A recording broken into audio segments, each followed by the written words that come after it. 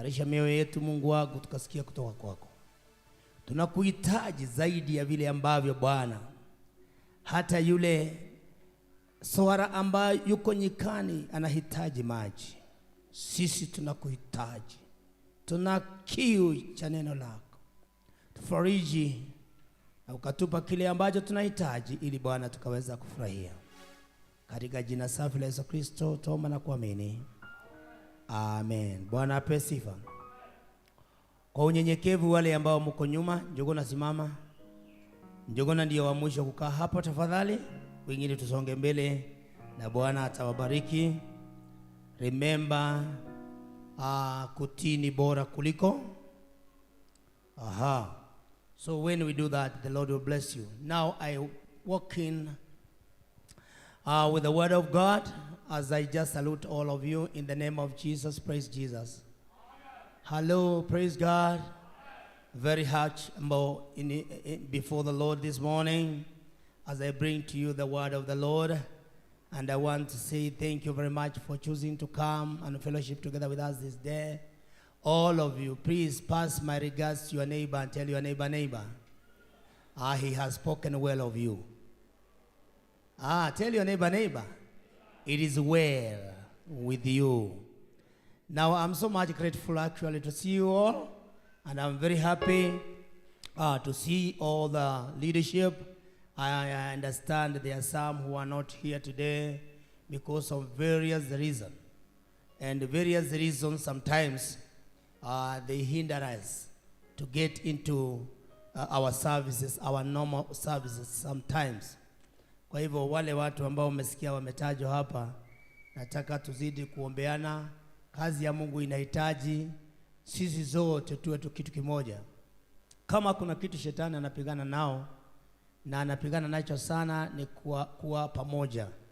Devil hates us when we love each other, when we embrace each other, when we are living together. It is the idea of the enemy to scatter us so that he can be following one by one and kill each and every one of us. But because God has brought us together through his word, we shall never scatter, we shall never fall apart, we shall continue pursuing our goals together and praying for each other until we reach the end. Praise God. So for what you have heard, it's good for you to keep on, even calling your leaders to know what they are going through. Ni mzuri wakati mwingine. Mambo mengine yanavunjaga moyo. Msifikiria kwamba ati mambo yanakujaga hivyo tuna hali inakuwa kawaida, hapana. Kuna mambo yanakujaga yanavunja moyo. Sasa especially kifo cha the brother-in-law to Mama Mose, it's a sudden death. And when death comes, it breaks our heart. Na kila mtu anasikia wakati mwingine ni kama Mungu amemsahau, ni kama kwao Mungu amekutenga. But it's good to encourage one another. That's why we are created by God to be our brother's keeper. Amen. Praise God. Am I talking to someone? Do I ever have witnesses in the house? Yes, please show me by you lifting up your hand. Thank you, please. When I talk. Because preaching is talking. And when you respond, I always be able to even to communicate more. Praise God. I'm going to read the book, the word of God in the book of Psalms chapter number 30. First Samuel chapter number 30. And verse number 1 to number 8. Quickly, I'm going to read the book of 1 Samuel chapter number 30 and verse number 1 to number 8. The Bible says, and his men reached Ziklag on the third day.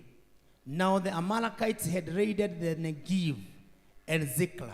They had attacked Ziklag and burned it, and had captives, and had taken captives the women and everyone else in it, both young and old. They killed none of them, but carried them off as they went on their way. When David and his men reached Ziklag, they found it destroyed by fire, and their wives and sons and daughters taken captive. So David and his men wept aloud until they had no more strength left to weep. David's two wives had been captured, Ahinoam of Jezreel and Abigail, the widow of Nabal of Carmel. David was greatly distressed because the men were talking of stoning him. Each one was bitter in spirit because of his sons and daughters. But David found strength in the Lord his God. Then David said to Abiathar the priest, the son of Ahimelech, bring me the ephod. Abiathar brought it. Bwana Persiva. I am not going to continue there, but you are going to continue by yourself because much you'll heard from the preaching. So ningependa yale ambayo yatakao utakayoenda kusikia upate kutoka kwa mahubiri, na kule nyumbani uende ukajimalizie mahali pale. Vile vile ningependa tusome na wewe katika kitabu cha Mathayo mlango wa 11 na mstari wa 28 ambao kila mmoja wetu anaelewa. And Matthew chapter number 11 and verse number 28. Bible says, come to me, all you who are weary and burdened, and I will give you rest. Come to me, all you who are weary and burdened, and I will give you rest. This scripture of passage opened by leading us to God, all those who are weary. And I am going to speak about God in hard times. Na ningependa kila mmoja wetu aweze kuelewa ya kwamba wakati tunaishi hatuishiki maisha ambayo ni ya kawaida, ambayo tunasema ya kwamba haina mateso ama haina nyakati ngumu. We shall always become weary in our day-to-day life. Life will always mishandle me and you, and we shall become weary. All people become weary, only that it happens sometimes when I'm down, you are up. But all of us becomes weary. Meaning that there is no one who is exceptional of being weary.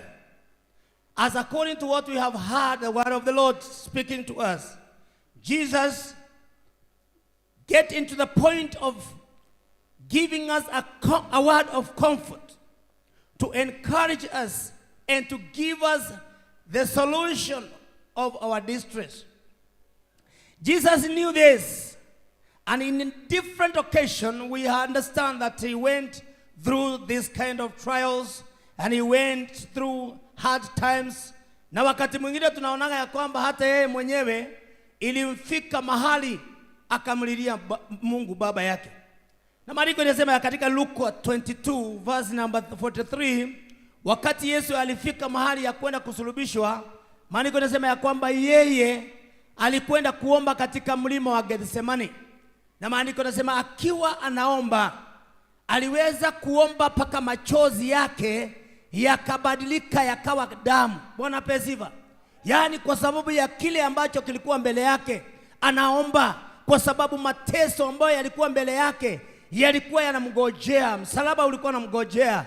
Lakini maandiko yanasema ya kwamba akaomba, akatoa jasho, akalia, lakini katika ile hali ya kulia akaona sioni suluhisho. Bwana pesiva. Akamwambia baba yake, naomba tu niondolee hiki kikombe ambacho kiko mbele zangu, ni kwa sababu ni cha majuto na ni cha uchungu. Hiki kikombe mimi singelipenda, ni kwa sababu hakuna moja wetu ambao angependa kupitia katika shida.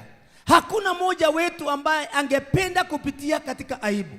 Ni kukutwa tunakutagwa na hali hizi, ni kwa sababu katika maisha, mwandiko ambao umeandikwa katika maisha, my friend, my sister, my brother, hauwezi jua ni kitu gani kitakupata kesho. Ni mzuri kuwa tayari leo, ni kwa sababu ya kesho. Wacha nikutayarishe, ni kwa sababu wakati huo utakapofika utakuwa katika mahala ambapo utasimama na hakuna kitu ambacho kitakutisha, ni kwa sababu utakuwa umejizungukia na neno la siku ya leo. Bwana pesiva. Na siku hiyo hautakuwa unaangalia nyuma, kuangalia watu, kuangalia misaada kutoka kwa watu. Ni kwa sababu misaada ya watu haiwezi kukupeleka mahali. Bwana pesiva. Hakuna amen. Bwana pesiva. Msiniguze, msiniumize. Sasa mnanishusha roho hata nyinyi. Inafika mahali wengine hata mtu anashuka roho, hata sasa hivi mnanishusha roho. Lakini ni sawa tu. Katika hii hali nitahubiri. Bwana apeziba. Hata katika ile hali ya kushushwa moyo ningali nitahubiri. Lakini katika mambo haya maandiko yanasema kwamba Yesu alikuwa ameona nyakati hizo. Na akaweza kuita wanafunzi wake na akawaambia kwamba hizi ndizo habari njema, na sio kwa ninyi pekee yenu, ni kwa sababu ya dunia nzima. Akasema, Joni nyote mzungukao na ambao mmebeba mizigo mizito. Mizigo ni ya aina nyingi. Kuna mizigo ambao tunasemaga ni mizigo ya kawaida, ile tunasemaga kwamba mizigo ambao tunabebaga, mizigo ya maharagwe, mizigo ya viazi, mizigo ya mahindi na mizigo za aina zingine. Lakini tukikuja katika maisha, mizigo ni mingi. Ni kwa sababu shida zenye tunapitiaga ni mizigo ambayo yanatuzunguka, yanatukalia katika mawazo, yanatukalia katika mioyo. Unaenda kulala, unatafuta usingizi, usingizi unapotea saa 7, wakati unakumbuka ile shida na inakataa kwenda. Naomba Mungu akatupatia suluhisho siku ya leo. Kuna mtu wako nyumba hii anapitia katika hii hali, ana mzigo wa nyumba yake, ana mzigo wa mtoto, ana mzigo wa mke wake ama mume wake. I came with this a solution, and I came to tell you today, kile ambacho unapitia ilikuwa imepangwa katika maisha, na ninakutahadharisha hata kesho, baada ya kile unapitia leo utakutana na kingine kesho. But I want to pray that God may encourage you and give you stability and give you strength in the hard times. Oh God of hard times, may He respond in that difficult situation. Bwana apeziva. Yesu akasema ya kwamba Njooni kwangu, ni kwa sababu ni kwangu peke yake mnaweza kupata msaada. Watu washaipata mashida, lakini instead ya kwenda kwa Yesu wanakimbilia watu wao. Ninataka kuwaonya hawa watu siku ya leo, wachana na watu wenu, hawana na msaada wako. Wachana na serikali, haina msaada wako. Kuna watu walijaribu watu wao hawako wapeleka mbali. I came to tell you today, those who trust in the Lord, those who trust in Jesus, they will always become encouraged and they will always become a victor. I pray today, mzigo wako wakati unabeba usiuelekeze kwa watu. Nasema mzigo wako wakati unaubeba, Yesu amesema Njooni, na hakusema wamama peke yao, alisema nyote. Oh my God, alisema watu wote wachukue mzigo ambao inawasumbua na yenye inawafuta, waelekeze kwa Yesu. Nasema kuna mtu ana mzigo hapa. Do you have a burden today? Do you have something that is pressing you today? Do you have an issue that is pressing you today? Take it to Jesus. Oh, this is the solution of your problem. Watu wengi hawajajua siri, ni kwa sababu huyu mtu ambao tunaambiwa Yesu mwana wa Mungu. Yesu wakati alipatwa na shida, hakupelekea baba yake Yusufu. Mama yake alikuwa anaitwa Mary, hakwenda kwa mama yao. Alikuwa na ndugu zake walikuwa wanaitwa kina Yakobo, hakwenda kwa ndugu zake. Lakini maandiko yanasema ya kwamba aliangalia juu kule ambako msaada wake unatoka, akasema mwenye kuniumba ndio peke yake anaweza kuniondolea hii shida. Mimi siwezi, sijui kwenye ilitoka, kwa nini nipitie haya. He is the only one who can take my burden and deliver me from my enemies.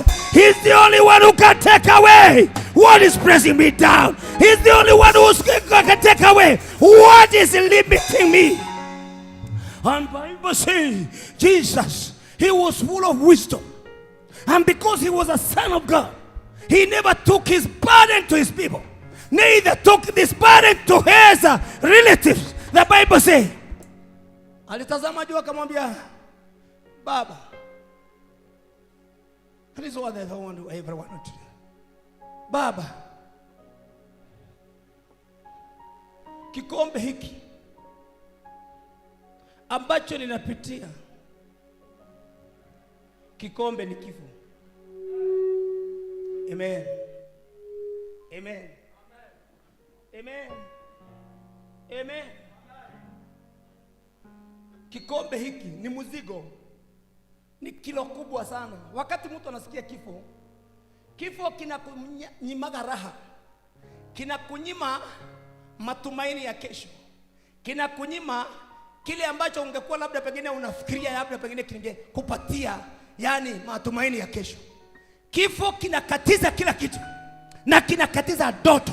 Jesus knew that if I go through this pain and shame, I cannot be able to bear. Praise God. And he said, this burden, I cannot take it to my people. Neither I cannot take it to my wife. I cannot take it to my family. I cannot take it to my children, because my children cannot be able to carry the weight of this burden. My wife cannot be able to take the weight of this burden. Oh my God, sometimes we are frustrated and sometimes we are distracted from our mission because of some various things that we go through. And in our dark time, we always even pray and ask God, what will happen tomorrow? But the Bible says, silently Jesus is saying, come to me and I shall take away your burdens, because I know they are too heavy for you. Your people cannot bear to carry. Oh Jesus. And he said, let this cup be taken by you, God, because I came from you. You know my strength and ability and even capability of carrying this load. I cannot carry this man any longer. I cannot carry this woman any longer. I cannot carry this business any longer.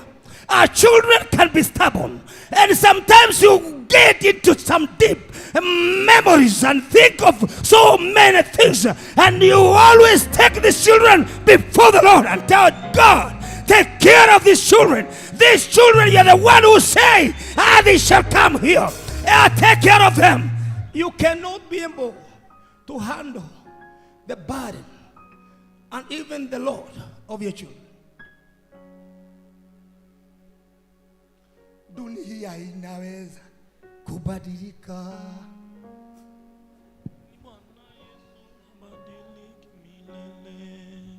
Marafiki wanaweza kubadilika, lakini Bwana Yesu habadiliki milele.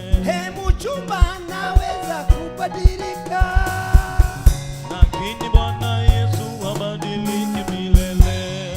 Mke wangu anaweza kubadilika, lakini Bwana Yesu habadiliki milele. Biashara inaweza kubadilika, lakini Bwana Yesu habadiliki milele. Nisema maisha inaweza kubadilika, lakini Bwana Yesu milele. Bwana Yesu ndio peke yake hawezi badilika. He's the only one. When I take my burden to him, and nothing shall go wrong. When I carry my burden and take to Jesus, everything shall be surely. I am sure of tomorrow. I am sure of day after tomorrow. I am so certain in the hands of Jesus. Wenye mizigo, there is a place of safety. Wenye mizigo, there is a place of your safety. Yesu akasema, John, nyote, tell your neighbor, hata wewe unaitwa. Sio angalie jirani yako, mwambie hata wewe unaitwa. Hebu kwanza muulize, una mzigo? Mzigo wako ni gani? Mimi huwezi ikawa mzigo ni wewe. You might be my burden, and you might be sitting here looking at me, but you are my burden. May God help me. I say, may God help me. Nisikubebe kwa roho, nikupeleke kwa Yesu. Kuna mahali ambapo mizigo yetu inahitajika. Nasema kuna mahali mizigo yetu inahitajika. Huduma yako pastor inaweza kuwa ngumu. Hujaribu kuivuta, unasikia ni kama umefungwa na minyororo. Nasema is only Jesus who can give you rest, who can give you comfort, who can give you assurance. Bible says, I will give you rest. Rest. Rest ni mapumziko. Sema vile umepumzika. Wewe kazi yako ni kusikiliza nikiongea. Unaweza kosa labda pengine kusema jambo, lakini una kazi unafanya ya kunisikiza. Hiyo ni kumaanisha kwamba hata saa hiyo hujapumzika, kwa sababu akili zinafanya kazi. Lakini kuna kitu nataka kuambia. Mambo yale yanaenda katika vichwa vyetu saa hii. Ukiuliza mtu, kila mtu ana jambo liko ndani ya kichwa chake na hawezi kuambia saa hii. Na labda pengine shida ya mtu mwenye yako hapa ni mtu ambao wamekaa na yeye. Ukiye jirani yako mwambie, naweza kuwa ni shida mimi kwako. Can I be your problem today? Oh, hawa wanaulizana. Kwanza ni wapenzi. Na hiyo inakuwa shida sana. Can you be my problem today? Or can I be your problem?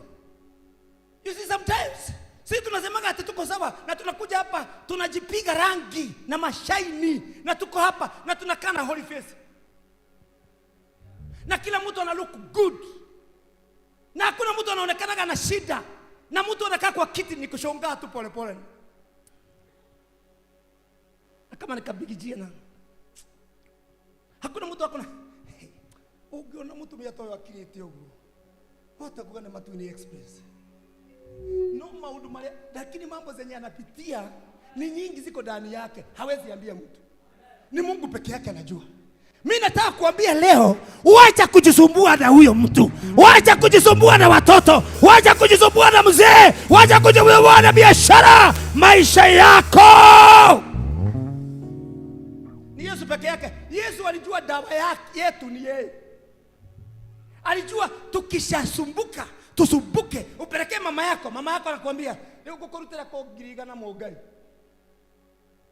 Na angalia nako gaini yako taifie.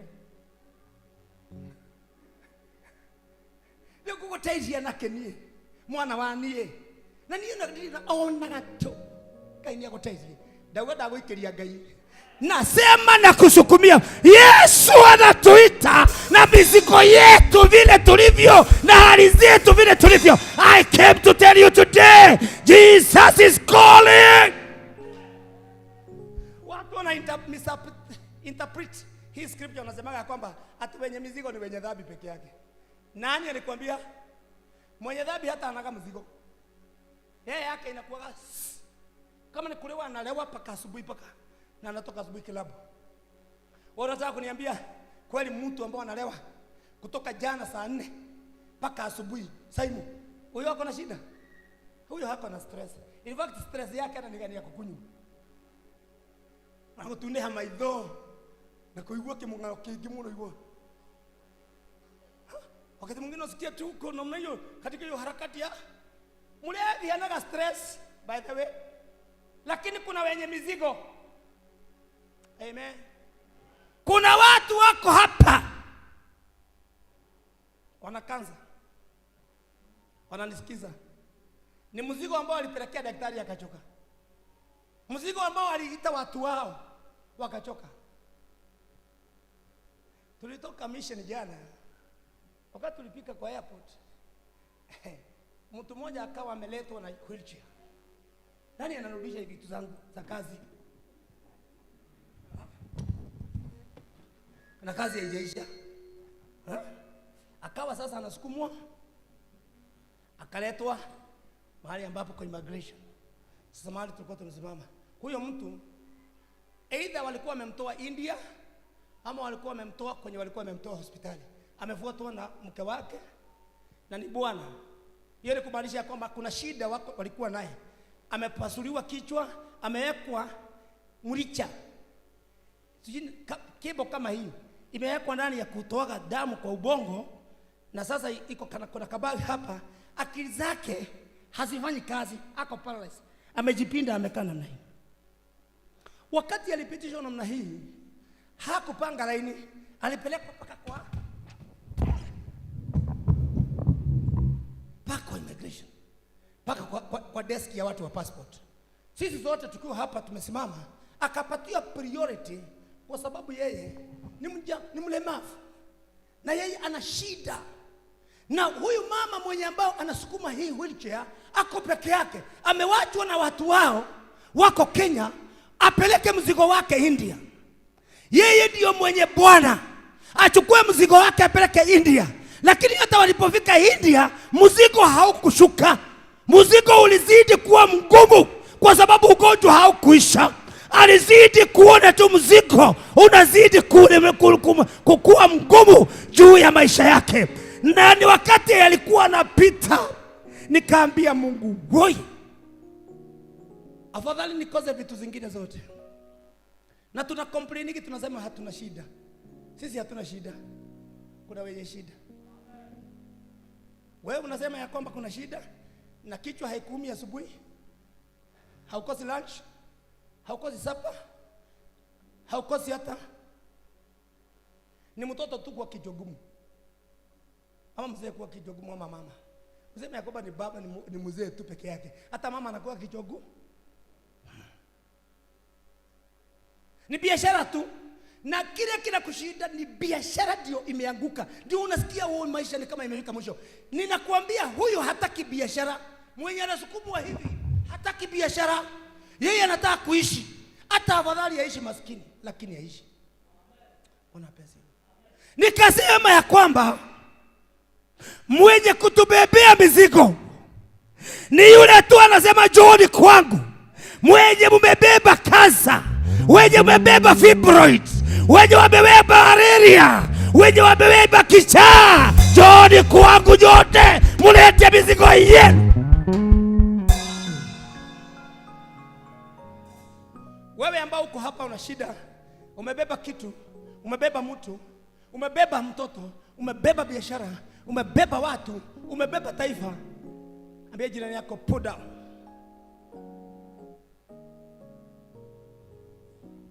Una pesa hivyo?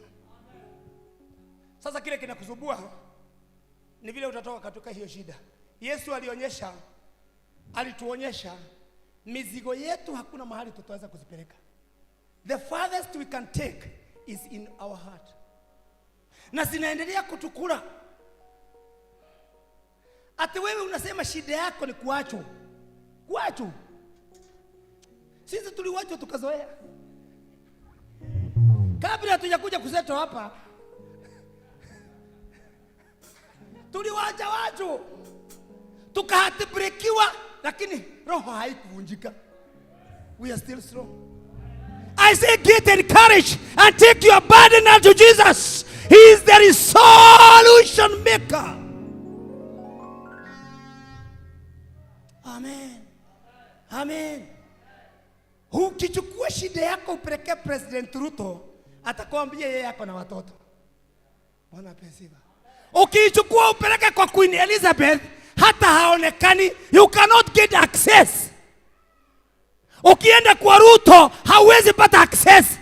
Hata kuingia kwa korido peke yake ni ngumu, lakini Yesu is accessible. Hakuna kizuizi, wakati wote unamhitaji. Anasema John kwangu, come to me all of you carrying heavy burden and I'll give you. Sasa kila nasema ya kwamba ninawahurumia, mnataka rest, lakini anakutana, chukua yako, chukua yako, chukua yako Simon, chukua yako, chukua yako, na ufanye haraka. Sawa, inaenda, ni wewe ninamwambia hiyo. Huyo agediko, kujeni hapa, beba yako, kila mtu awekele yake hapa. Ni burden tuhatuka na gaga huko, omuno na kimuligo yake. tukahutie. Ukinigusa na yangu ninaweza kukuletea mashida kama na tunapitana. Jaribu kupita kwa mwingine. Hapa kile kinafanyaga watu muone mwakikuwa sana ni wakati nimebeba na mtu anakuzuia. Wakati anakuzuia na kimuziko kyake, unakwazwa kanisani. Unakuwa na kiwaru. Unaanza kuchukia Mungai na si kupenda. Mungai alibeba mke wake sana. Tukakutana tukakogana. Nikiwa nami nimebeba mume. Alo, abia jirani yako tafadhali. Wona guete dhogera. Mwambie nisonge kwa sababu hata mimi nina mzigo. Simon, wewe umebeba mke. Bethi amebeba mashida ya school fees. Na Mwangi kumsubua.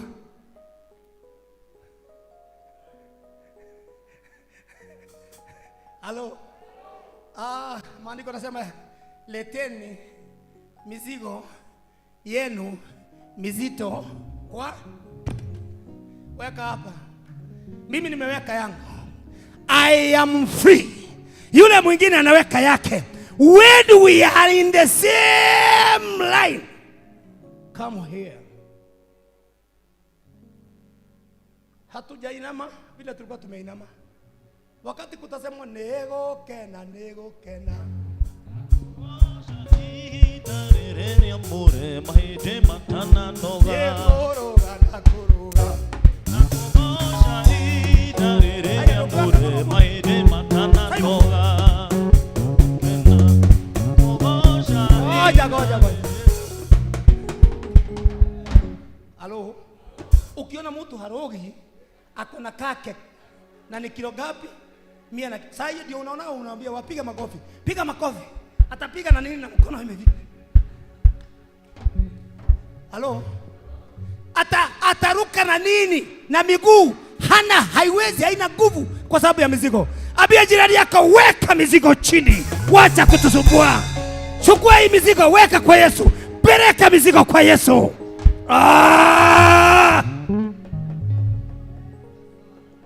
Wana sifa.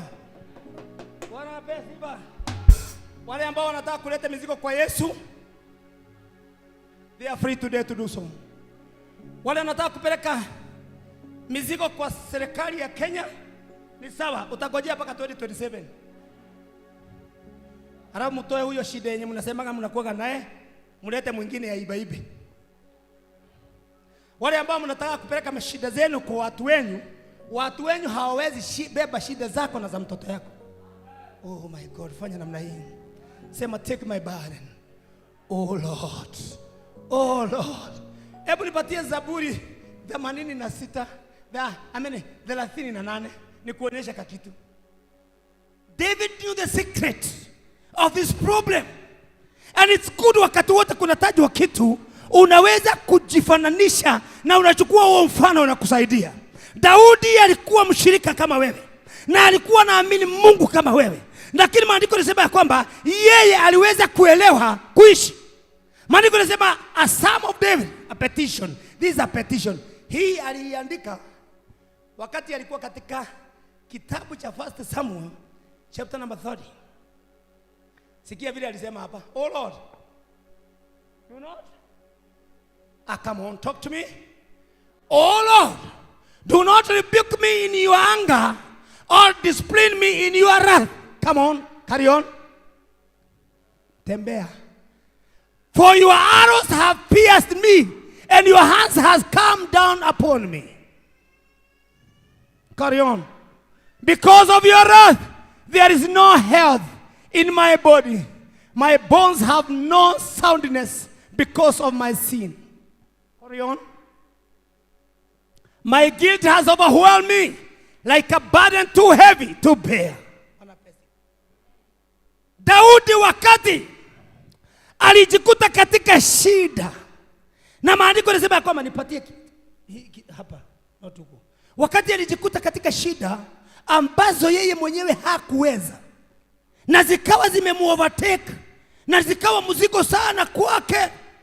Na maandiko yanasema kwamba walipokwenda vitani na maaskari wake, wakarudi nyumbani wakiwa na matumaini watakuta watoto na wake zao wakiwa wanawagojea, na wakawa na matumaini ya kurudi nyumbani wakute mema.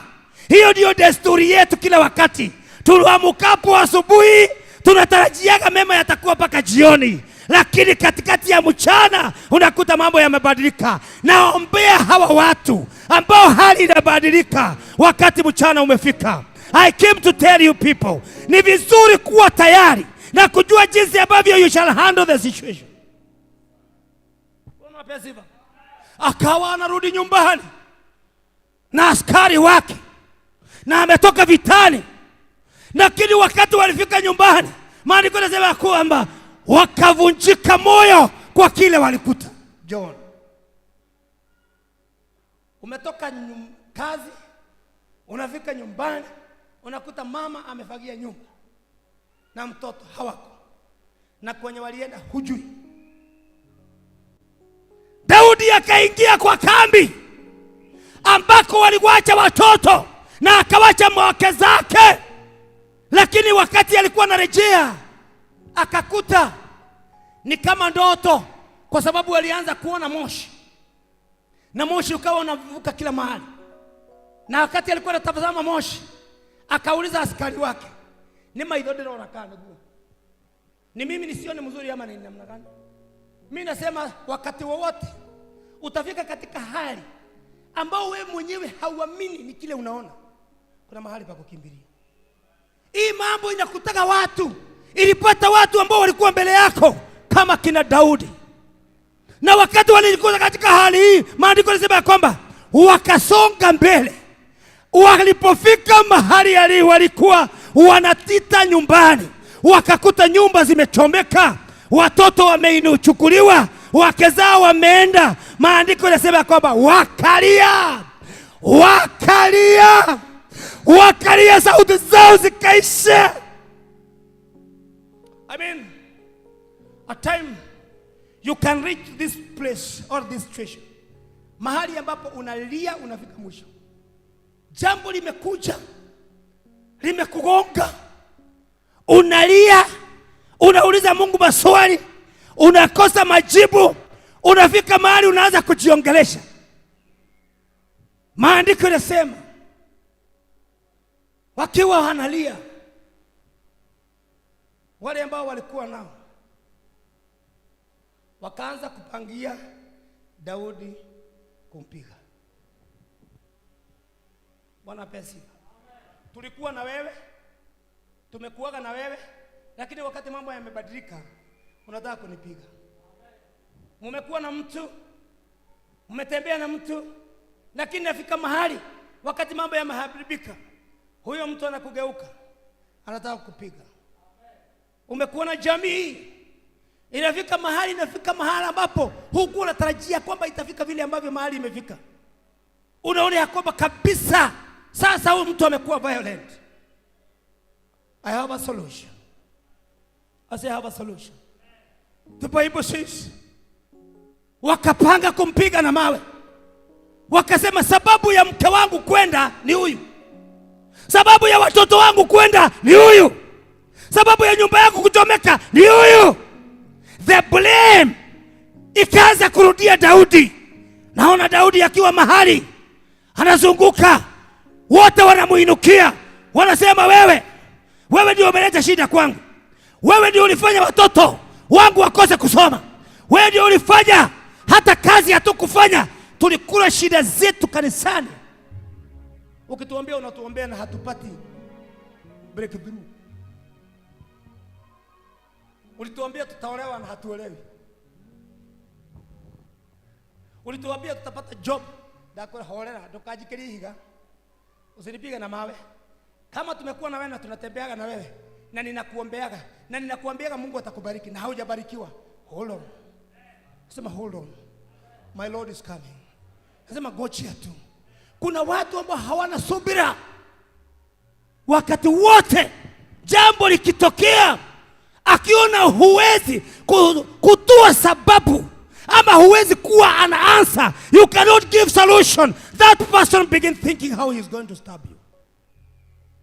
Wanapezi hivyo. Nasema Daudi, jeshi la watu 600, jeshi la watu 600 wekeza ikawa sasa inaongea vile watampiga Daudi kwa mawe. Daudi akiwa hapa akasoma hawa, akajua hawa watu wanampangia mabaya. Mungu akupatie hii roho ya kujua wakati mambo yanaenda kuwa mabaya. Mungu akupatie roho ya kupambanua wakati mambo yanaenda kuwa mabaya. May God not allow you to get into trouble at any time. Wakati wote watakupangia mabaya, Mungu akakupatia suluhisho. Naomba Mungu akakupatia suluhisho wakati watakupangia mabaya, wakati utapangiwa mabaya kabla haija happen. Mungu akakupatia jawabu. God can give you an exit. Kabla huyo bwana hajachukua kisu akuchinje, I'm coming. Mungu akupatia suluhisho. Mungu akupatia suluhisho. Nasema Mungu akupatia suluhisho. Kabla jambo halijatendeka, Daudi, maandiko yanasema ya kwamba katika hali zile za kugojea na kuangalia, Mungu akampatia insight, spiritual insight. Mungu akamnenea akamwambia kwamba hao watu wanataka kukufanya mabaya. Hao watu wanakupangia kukuua. Maandiko yanasema kwamba one man out of 600 akaenda kando, akaita Abiathar ambao alikuwa ni kuhani wake. Akamwambia Abiathar, mimi najua hata wengine wote wakinipangia mabaya, wewe hauwezi. Bwana pesiva. Si Mungu akupatie rafiki kama huyo. Hata watu wataweza kukupiga, lakini kuna mmoja hawezi kukuacha. Mungu atakupatia marafiki. May God give you friends. May God give you people. May God give you sons. When you shall be in difficulties, one will rise to spare your life. Maandiko yanasema ya kwamba akamuita Abiathar. Akamwambia Abiathar, nenda ukaniletee nguo yangu ya maombi, kwa sababu vile nimesikia huu mzigo siwezi. Kitu cha kwanza, sijui watoto wako wapi. Kitu cha pili, bibi sijui yako wapi. Kitu cha tatu, ng'ombe ziko wapi. Kitu cha nne, kondoo wako wapi. Mimi sijui. Na hawa watu, they are forcing me. I am the cause of the problem. I am not cause of the problem. I was with them in the battle. Bwana tusaidie. Lakini maandiko yanasema kwamba Abiathar akaenda akaleta nguo ya mavazi ya maombi. Na Daudi akaweza kujifunga, akaingia kwa maombi. Mahali ambapo Yesu anasema leteni shida zenu. Leteni shida zenu. Leteni mambo zenu zote mzito ambazo mmezibeba, ambazo zimewaponda, ambazo zimewafinyilia, muzilete kwangu. Hakuna mahali pengine Daudi angepeleka shida yake. Maandiko yanasema ya kwamba akiwa pale alianza kukumbusha Mungu. Mungu, ni wewe ulinimwagia mafuta nikiwa kijana mdogo, wakati nilitoka kuchunga. Mimi sikujua kwenye ulikuwa unaniita, lakini ukaja ukasema ya kwamba mimi nimekuwa mfalme, na kutoka siku hiyo nikawa na matumaini ya kuwa mfalme. Na sasa mimi, wakati nilianza kuingia katika ile throne, nikakuta Sauli ambao hakutaka kuamkia hiyo kiti. Sasa mimi ni kama fugitive. Sina kwetu, sina throne, nasunguka huku. Haigaiwaje takadi ule viruruka. Niwe waje tete hau, niwe uliniita hapo. Sasa mimi niko mahali ambapo siwezi kujitoa. Hawa watu wanataka kunipiga. Na mimi sasa ndio walikuwa wamebaki marafiki zangu. Hawa ndio peke yake nilikuwa ninatumaini. Hawa ndio nilikuwa nafikiria tutamaliza nao. Hawa ndio nilikuwa nafikiria kwamba ndio utanisimamisha nao. Maandiko yanasema kwamba David began reminding God, God, remember mercy. Remember mercy, Lord. In the time of our distress, remember mercy. He reminded God what he was going through. Wakati alikuwa anafuatwa na Sauli na mkuki amuue. Wakati alikuwa anafuatwa na Wafilisti tena wamuue. Kwangu kuzuri hakuna. Akamwambia Mungu, wewe ukuniita kwako, ulikuwa unaniita nikalie kiti gani? But I still trust in you. I still have hope in you. Mambo yote ninarudisha kwako. I want an answer from you. I cannot get answer from friends. I cannot get answer from my relatives. I cannot get answer from my own people. You alone. You are the answer of my life. You alone. You are the answer.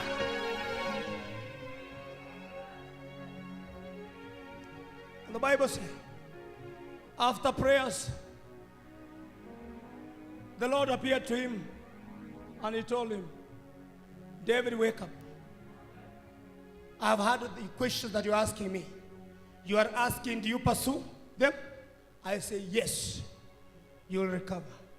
Whosoever in this house, whosoever is listening to me, whosoever seated in this room today, I tell you, pursue. Continue pressing on. Continue pursuing. You will make it. You are an overcomer. You shall never go down. You shall never die before your time. You shall never be swallowed by the trouble. You shall never be swallowed by the storms. May you go over the storm. And the Bible says, David encouraged himself in the Lord. I pray, because of that burden that you are carrying, that's too heavy for you, encourage yourself in the Lord. I say encourage yourself in the Lord. I say encourage yourself in the Lord. I say encourage yourself in the Lord. I cannot be able to take away your burden. I cannot be able to take away what you are going through. I'm just a mortal man. I'm just a human being. I can do so little for you. I can do so little for you. But when you take your burden to God, God will solve your case. He knows how He deals with your case. Oh my God. Your problem is not my problem. And may God see your problem. The Bible said David woke up and he told his soldiers, he told the men of David, encourage yourself. The Lord has spoken to me. And he told me, we have to pursue. I came today to tell you, the Lord has given me an answer. The Lord has given me the solution of your problem. Rise up on your feet. Stop lamenting. Stop weeping.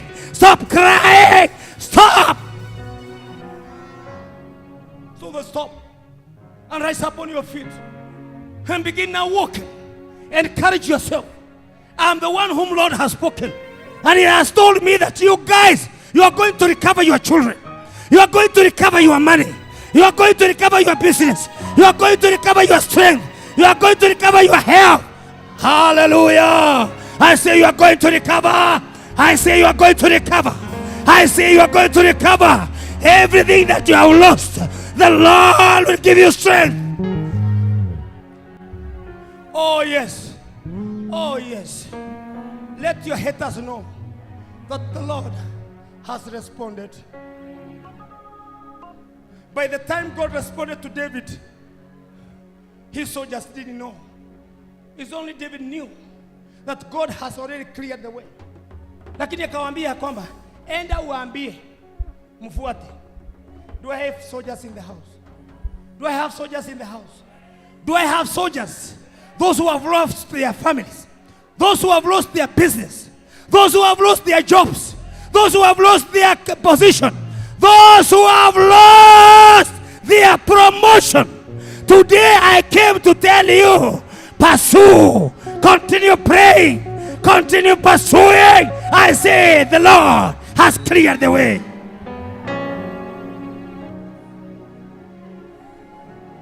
The Lord, whatever you have lost, He said, now encourage yourself in the Lord. Jijaze katika Bwana. Kujijaza ni kuamuka juu na kuanza kuweka miguu yako nguvu na kujitayarisha. Nasema hujapoteza, mtoto hajapotea, kijana hajapotea, mzee hajapotea, msichana hajapotea, bibi hajapotea, kazi hajapotea, pesa hajapotea. Come on. Kabo somebody. Pasu. Ulikuwa umevunjika moyo unalia hapa. Ulikuwa umekata tamaa unasema ya kwamba imefika mwisho. And remember, hawakuwa na matumaini wataona watoto wao tena. Kwa hivyo walilia na kurarua mavazi. Walilia wakisema maono ni maadhira. You have reached to the end of everything. Your ministry is still standing. Your job is still standing. It is waiting for you. Kuna mahali pako na pahali pa Mungu. Mimi nasema kuna mahali pako na pahali pa Mungu. Mungu anasema inuka.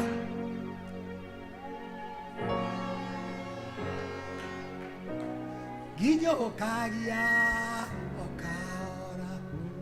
Jerekeire omatuine nane joe nega kinya gahuroka na mwanani niwe nakai motogoria nake Jesu nemoate roa kumonyotokia ikaotaka na nyote. Pursue. There is your part and the part of God. Ours is to pursue. May God give you a company of encouragers, men of faith, men of ability, who are able to hold your hands like this. Nasema wakashikana mikono. Wakasema amesema aje tushikane pamoja twende tuwafuate. Do I have witness here? Do I have soldiers here? Do I have 400 men? Hey, get out of your hands and begin pursuing in prayers. Mwadhani nejoe dokadira nanegwe jakona viwa matwine. Everything. May God hide you. May God hide you.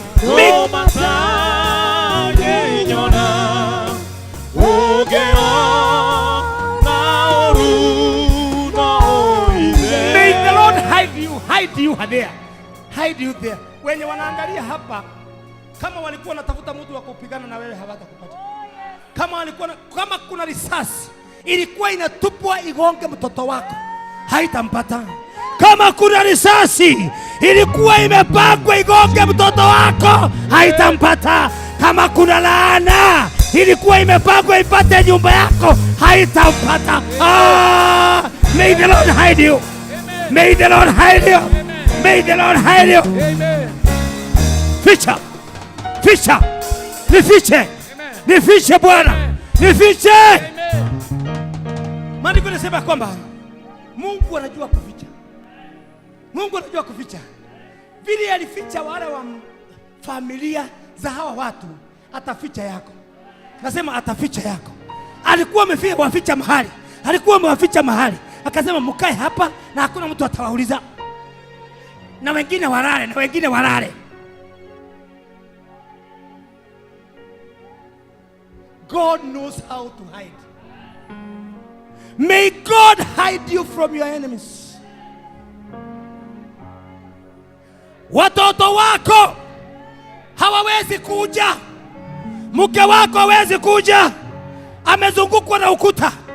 Kuna mtu nyumba hii ambaye amewekwa roho wa Mungu, ambaye ameongeleshwa na Mungu, na Mungu amemwambia fuata yeye. Nasema wafuate. Kuna bahari wako penye wamewekewa caveat. Bahari ambapo wamezungukwa, naambiwa wafuate.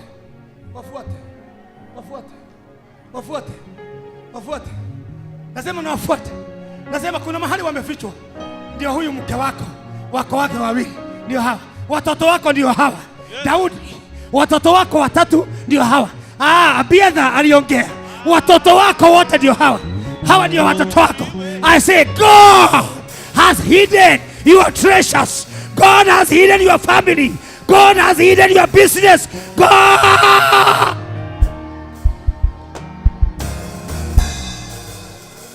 Daudi, kujeni. Daudi. Fuateni yeye. Shika watoto wako sasa. Na wake zako. Angalia sasa. Daudi. Ngoja. Simameni hapa. Walipofika katika ile kampu ya terrorist ya maadui zao, nasema adui zako hawatakuweza. Adui zako hawatakuweza. Adui wa nyumba yako hawatakuweza. Wenye walikutakia mabaya hawatakuweza. Wenye walivunja huduma yako hawatakuweza. Nasema God alikuwa amepreserve. It needed a woman of faith, a man of faith who will go for them. Amen. Are you ready to go? Yes. Do I have a witness? Are you ready to go for your job? Are you ready to go for your business? Kazi yako si hiyo yenye unafanyaga hapa. Kazi yako iko kwa airport. Nikukutaka kuna na bunches. Zira naona kuna watu. Nasema kuna mahali wamesiege. Wameweka wamesurround hiyo kazi. Lakini nasema kwamba ninaingia katika hiyo camp. Nasema nitaingia kwa hiyo camp na imani hatutakuta kitu chochote ambacho kimeharibika. God does not give in details. Hakuambia mkipita barabarani mtakuta nini na mtakutana nini. Ni wewe uende. Ukienda hivi anajua vile atakushughulikia. Wakakuta kamutu ambao kalikuwa gekuithetie. Ndio heka mundu gatigeto gekuithetie nigera gakuonia njira. Kuna kamutu kamekaa pahali, kamejitendisha, kamekaa pale, kamepigika. Hello! Tell your neighbor. Never ignore such people. Nyinyi ambao mnapitaka watu hata kwa sababu wamechapa hawa si kitu, hawana kitu kanisani, pepetea hawa. Nasema pepetea hawa. Ukiona mtu hapa, kuna mtu hapa ambao hana nguvu, mpepetee. That might be the one who is carrying your blessing. Mpepetee. Na maandiko yanasema kwamba mpe mkate. Leta kamkate na maji.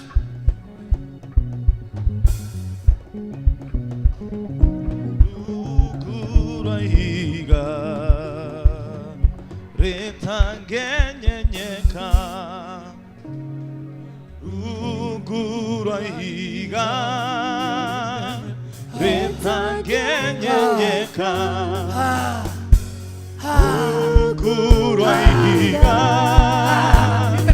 retangenyenyeka muduriwe ine uguraiga retangenyenyeka kanida toide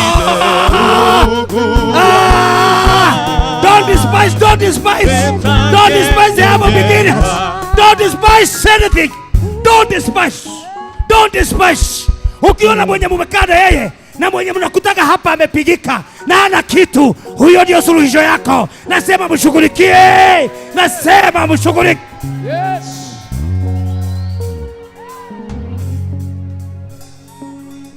Uliokuja na giato mae. Wewe kote. Motine.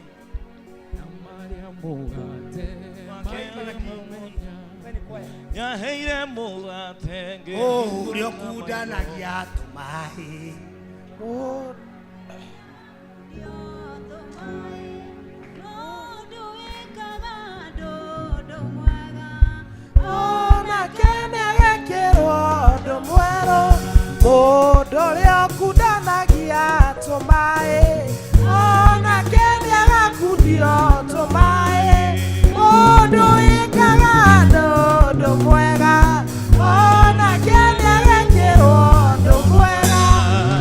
Huyu nimemkundia Tumai, naye anikundia Tumai.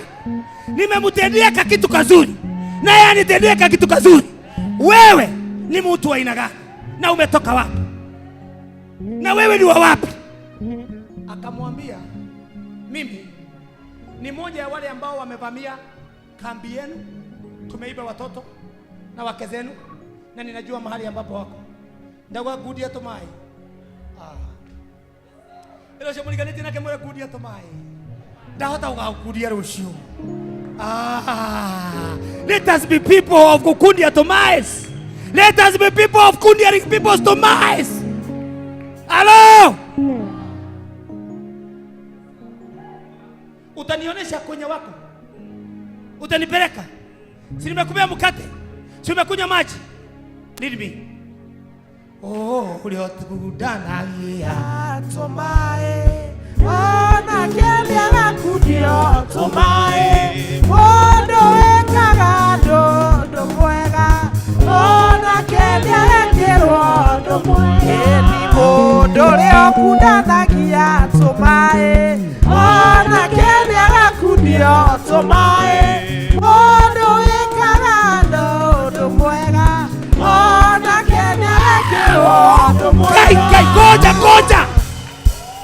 Hallelujah! Let me tell you people, wakati umefika wa kutenda mema. Wenye unatendaga mema, kuna wakati wa kukutenda mema. Ukanalika, usisahau nilikupea tu maji na wewe usimame na mimi siku moja.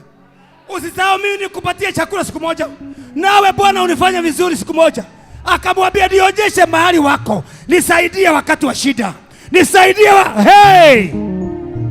Andiko nasema kwamba akaenda akawaonyesha ile familia.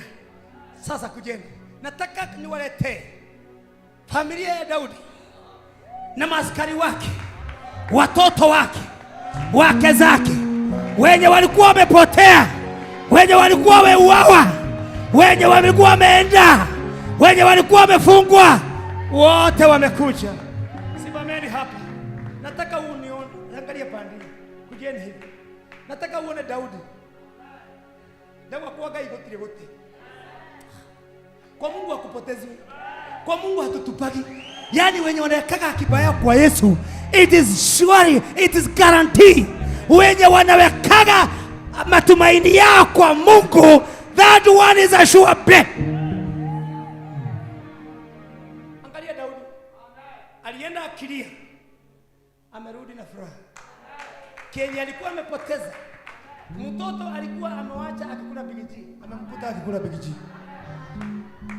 Mtoto ambaye alikuwa amewacha na kabuti nyeusi, amemkuta na kabuti nyeusi. Mtoto ambaye alikuta tu amefunga tu mosodo, alimkuta na mosodo. Sasa nasema hakuna kupoteza. Hakuna kupoteza kwa Mungu. You will never lose. You will never lose. You will never lose. Moja. Let me tell you, remind you. Hata Mungu hakuwa amekubali wake zao waguzwe na mtu huko. Mungu aliwawekea ukuta. Maguzwa na mtu. Maguzwa na mtu. Ana watoto. Sasa hakuna kitu utapoteza. Mimi nasema hakuna kitu utapoteza. Walifikiria wamekuibia. Walifikiria wamechukua. Walifikiria wamepeleka na kwenye wamepeleka. Lakini it's still safe for you. I say it's still safe. Bible says pursue, you shall recover. I say may you rejoice, may you rejoice, may you rejoice, may you celebrate the Lord. May you continue celebrating Jesus, celebrating Lord. Oh Jesus. Oh Jesus. Jesus. Mungu ametuashua. Take this to the bank. Take this to the bank. Leo hii usitoke hapa. Leo hii usitoke hapa. Ninasikia sauti inaniambia, si kuna kakitu uko nako? Si una kakitu uko nako? Mimi nasema si una kakitu. Andika mahali. Na usiambie mtu. Tuchomee hapa. We are going to do something crazy. I say crazy. Andika. Andika hiko kakitu. Sijui kwa nini Mungu amenikumbusha vile tunafanyaga mwanzo wa mwaka. Lakini Mungu ananiambia kwamba hako Kenya ambapo kana kusubuaga alikaitizia epodi, akaitiza effort, akajifunika nguo ya maombi. Hey Moses, akaingia kwa rubu yake. Nakwambia ingia kwa page yako. Ingia kwa page yako. Ambia Mungu hii na hii imenisumbua. Hii imenisumbua roho. Andika mama amekusumbua roho kanima. Kama ni mzee, kama ni mtoto amenisumbua roho. Oh my God. Oh my God. The Bible says, He has assured the weary and those who are carrying burden, He will give them rest. Rest is all what ones need. Kila mtu anahitaji rest. Sisi zote tunahitaji rest. Baada ya mambo mengi mazito ambayo tunapitia, we need rest. David came to God and began pleading with God, telling God, remember, remember, remember, remember. You called me when I was young. Remember, when I was looking my father's sheep, I had no this trouble. Remember, your anointing is still upon me. He said, remember, your word still stand. Assured, rest assured upon my life. And he said,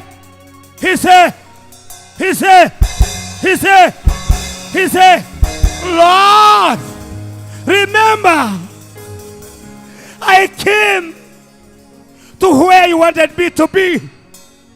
There was a throne that you had prepared for me, but the throne has been tampered by my enemies. The one holding this throne, the one holding this throne wants to destroy my life. He's saying, now Lord, I'm in the wilderness. I have nowhere to go. And now Lord, Lord, I am in distress. I am in stress. The place I was given by my friend to settle, they have burned down. They have burned down. They have burned down. They have destroyed my hiding place. Oh, I have no family. I have no house. I have no cattle. Now even the soldiers have turned against me. Oh, Jesus. My soldiers have turned against me. When soldiers turn against you, you become so frustrated. There is no one to rely upon. There is no one even to stand with you. The Bible said David encouraged himself in the Lord. I tell you this afternoon, encourage yourself in the Lord. Jesus said, come to me, all of you who carries heavy burden, I will give you rest. What are your burdens? What are your burdens? Please go and bring me something that I want, and matchbooks. I want to destroy those things here. I am going to do literally. I'm going to do it literally. Can you speak to those things that you have written there? Tell those things that you have written there. Today is your end. Today you are coming to the dead end of your life. You will never bother me anymore. You will never bother my life. You will never bother my spirit. Unajua, ngoja, kuna vitu zingine tunapigiwa online. Tunaambiwa watu, tunawaambia mfanye, na zingine has make sense. Me, I believe in the power of the word. When God speaks to me, I don't remember those things that they talk on the TikTok. Mimi si TikToker, na hutanikuta kwa TikTok. When they want to say whatever they want to say, I don't care. I believe in the word. Mungu ameniambia saizi, pursue. Na mimi nimesema tunachukua hatua ya kupursue. Na leo umeandika hizo vitu. Alafu leo hii nitakupatia homework.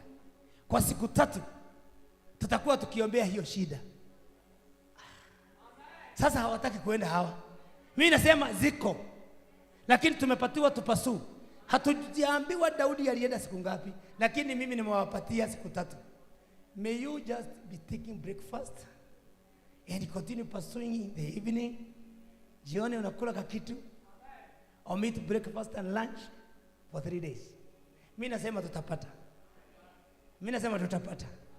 Yeah, how many of you believe in what I believe? How many of you those who believe in what I believe? Now today, I am double sure that there are some things that will come to an end today. Na mimi nasema, is there anything that is too hard that God cannot do? Believe with me today. Hata hiyo nasemaga ya kwamba ni ngumu. Guy, sasa ataweza kukuja kweli? Anaweza kurudi? Anaweza kufanya? Hiyo ni mpotezi itaweza mimi nasema inawezekana. Am I talking to men of faith? Am I talking to women of faith? Am I talking to believers? Am I talking to men and women of faith? Come on, somebody. Those men carrying faith. Wenye wamekalia baraka zako, leo tunawaamuru waamukie. Wenye wamekalia watoto wako, waamukie. Dauga githito kiu gikarire ciana ciaku. Kiukiririe. Ciana ciaku cithimwe ruraya. Ciana ciaku ithi kuria kurathi. Dauga today is the day of action. Today we are on a mission. I say kile kimekalia baraka zako leo kiamukie. Daudi alienda kwa mahali pa maombezi. Na maandiko yanasema kwamba akaomba Mungu, akamkumbusha, akamwambia Gai. Nilikana. Okay jeta. Diani na kido. Hata wanaume 400 umenipatia. Hawakuwa wangu. Sijui walitoka wapi. Imagine hata washirika hawakuwa wangu. Gai, mlitoka wapi? Where did you came from? Hakuna mtu alikuwa na kwangu hapa. Mose ulitoka wapi? Kwa nyumile na kuongelewa hivi. Ulitoka na wapi? Hata sijui. Kuje mlitegerezewa sijui.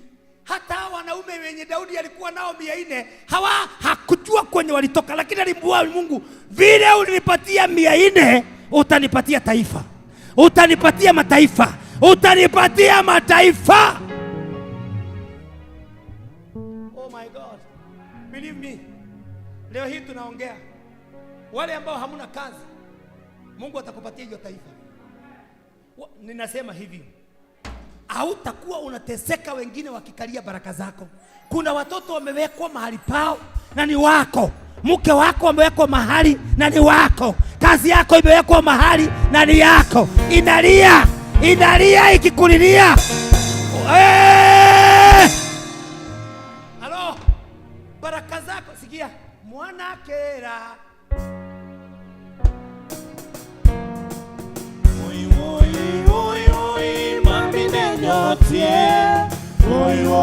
Mwana kwana gotire mae. Wewe mwana wa kwana gotire mae. Kuna sehemu yako na sehemu ya Mungu. Nyinyi ambao hamuombagi, maandiko yanatuambia leo ni wakati wenu na nyinyi mfuate. Kufuata ni kuiombea sasa. Haya. Tunaenda kwa safari ya siku 3. Na wenye imani tutatembea pamoja na Mungu atafanya kitu. Nasema Mungu atafungua maeneo mengine ya huduma. Sikia. Mtoto kama hakulia, Mungu angesikia kilio. Do I have someone here who is about to cry? Come on. Do I have someone here who is ready to cry? Do I have someone here? Do I have someone here? Unajua shetani anapigana na sisi kila siku. Shetani anapigana na watu. Unakuambia baraka zako wakati zinakuja namna hii, ndio unaanza kupigwa. Margaret, jihadhari. Una wiki mbili haujaiba. Na ndio mzee amekuja. Na Mungu akamuleta. Wakati tu baraka zinaingia hivi, unaanza nako na wewe hapo. Nini unaimba? Nini unaenda mapema nini? Haraka kwa nini? Kwani. Je, Mosi unajua vile nasema? You know what I mean? Ulipooa wewe ulikuwa unakuja saa 2. Unakuja umeweka mapiga na namna hii. Baraka zikikuja zinasumbuaga mtu. Ukicheza utahongoka. Ukicheza utaanguka. Wakati umebarikiwa, chunga sana kurudi nyuma. Fanyaga tizi saa hiyo sana, kwa sababu I know the enemy want you to sleep. Don't sleep. Don't sleep. Don't sleep. Mtumia ajemo. Wanataka huko. Oh, uka. Wewe mwega muno wewe. Wewe ukakona thaa ithano. Ona kona thaa inya. Oyo wako hikia aroka thaa ithatu. Muingatage. Wewe toka kitanda. Umekuja. Jemo. Haya, sasa angalia hapa. There is something I want to do. Can you bring that? Where is this? Where is the matchbox? Mimi nataka munipatie. Munilete. Sasa tunaenda kasafari ya siku 3. Talk to your problem. Talk to your problem. Ongea na hiyo shida yako hiyo. Ongea. Ambia hiyo shida umefika wakati wa mwisho. Kunitesa, kunisumbua, kuniaibisha. Leo mateso imefika mwisho. Na mimi nakupeleka kwa Yesu. Maandiko yanasema leteni kwangu wenye imani. Oh my God. Nasema shida hiyo katika imani na vile unainenea sasa inasikia. Na sasa imefika mwisho. Mimi nasema unainenea, unaiambia sasa unaenda kuisha. Unaenda kuteketezwa. Unaenda kuomboleza. Kutoka leo hautaniteza tena. Hautaniteza. Ambia hiyo shida ya pesa. Ambia hiyo shida ya magonjwa. Ambia hiyo shida ya ndoa. Ambia hiyo shida ya biashara. Ambia hiyo shida ya mwili. Wewe kansa, umefika mwisho. Ninakuteketeza. Ninakupeleka mbele ya madhabahu. Ninakupeleka mbele ya kiti cha Bwana. Nimekupeleka katika jiko ya Bwana. Hey! Hey! Hey! Hey! Listen to me. Tumeteseka ya kutosha. Wewe ndio kaumema. Kaire tu. Leha karatasi yako. Ukanako. Yu mwema. Yu mwema Bwana. Yu mwema. Yu mwema Yesu. Yu mwema. Yu mwema Yesu. Yu mwema. Yu mwema Yesu. Anatupenda. Yu mwema. Yu mwema Yesu. Yu mwema. Yu mwema. Yu mwema Yesu. Yu mwema. Yu mwema Yesu. Yu mwema. Yu mwema Yesu. Do I have women and men of faith? Can I hear a big shout of amen? Do I have women and men of faith? Do I have women and men of faith in the house? We have begun a journey of 3 days to recover our belongings, to recover our business, to recover our promotion.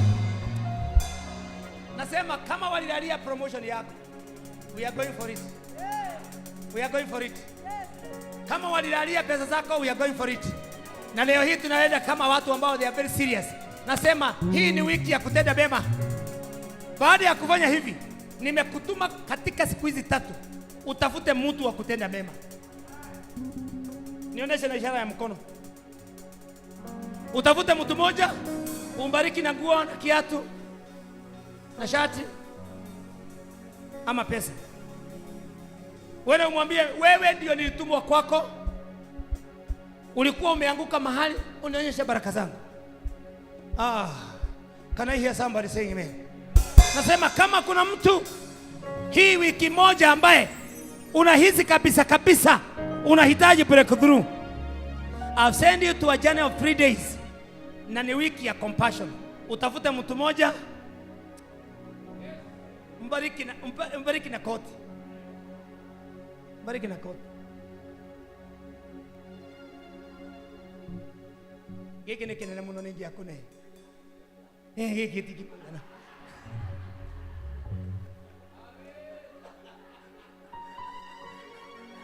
Wewe kila namba shikana. Wewe kila namba shikana. Hello, I'm very serious. Be touched. Usikie kakitu kana kuguza. Unasikia vile nasema? You give the best. Hata yeye mtu kwa utia kau. Wewe tukanyitun rohosh.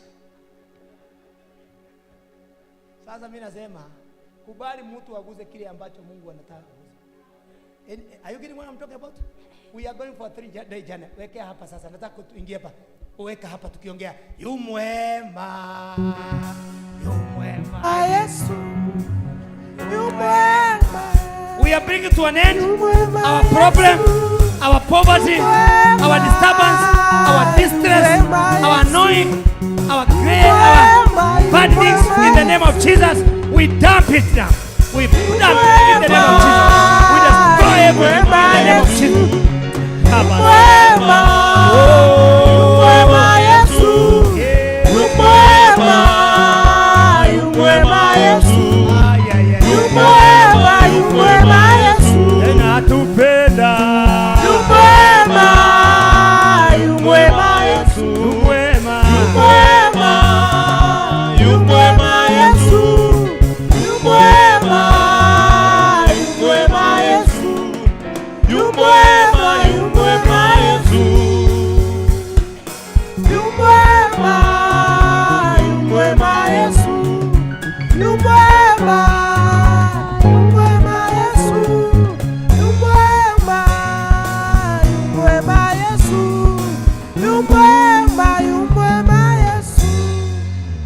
We are now coming to an end.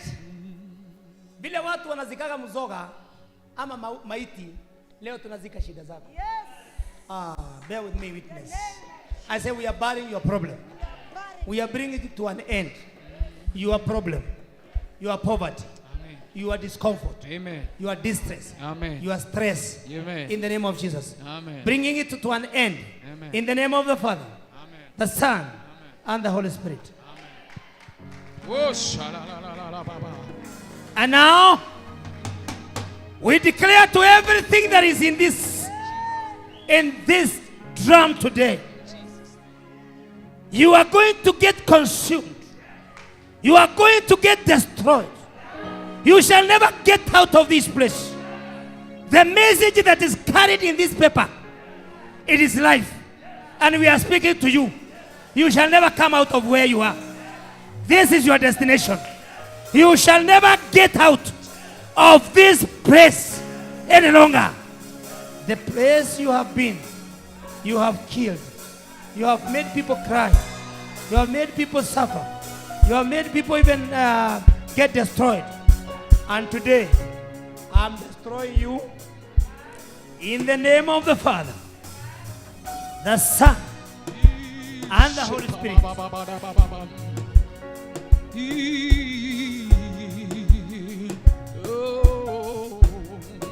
Kama ningepiga hii mishale mbili, ni kumaanisha kwamba hatuna imani. Huo mshale moja ndio jiwe moja la Goliathi, lile la Daudi lenye liliua Goliathi. Mimi nasema kupitia hiyo mshale moja